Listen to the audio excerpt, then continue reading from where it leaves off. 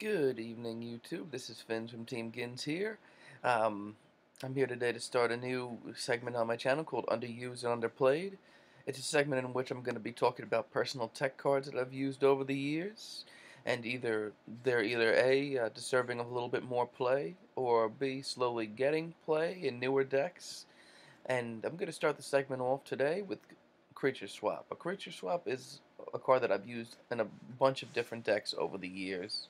Um, I, way back in the day, had a Spirit deck that I loved so much, and I would summon a Spirit, use Creature Swap, get an opponent's monster, and then at the end phase get my Spirit monster back to my hand. I could do so much in that deck with Creature Swap. It made the deck as fun as it was to play. Um, Creature Swap nowadays doesn't get that much play, but in a couple of newer decks, I've actually been seeing it used, and it's pretty interesting. I've seen a couple of different wind-up players use it and summon something, get their effect off. I can't remember which card it was. Get the effect off, and then swap for one of my monsters, because some of the wind-up monsters are on the weaker side. That's true. And then I've seen I dueled against a rabbit player who sided it in the second duel because he knew that I was running Effect Veiler.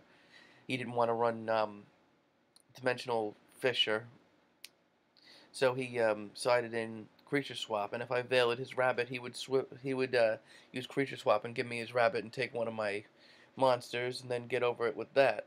So Creature Swap has been receiving slight play recently. Also, as you may have seen, I've been screwing around with a Gusto deck recently, and Creature Swap is like the trump card in that deck, one of the major cards. You could summon a Gusto Guldo or Eagle, which are very weak monsters with 200 and 300 attack each. Use Creature Swap, take your opponent's monster, attack over it, and then you still get their effect because it goes to your graveyard. So Creature Swap definitely has its advantages.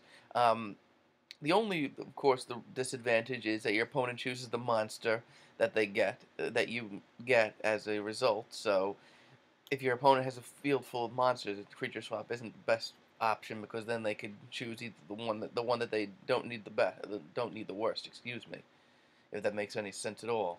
But that's Creature Swap. What I think about Creature Swap. I still think it's a good card. There are certain decks that do great with it. I've also seen a lot of people run it in Frog Monarchs or just decks that are based around frogs. So that's Creature Swap. I want to hear what you guys have to say about it, if you've played it in a deck or not. And keep watching my videos and stay tuned, guys. Take it easy.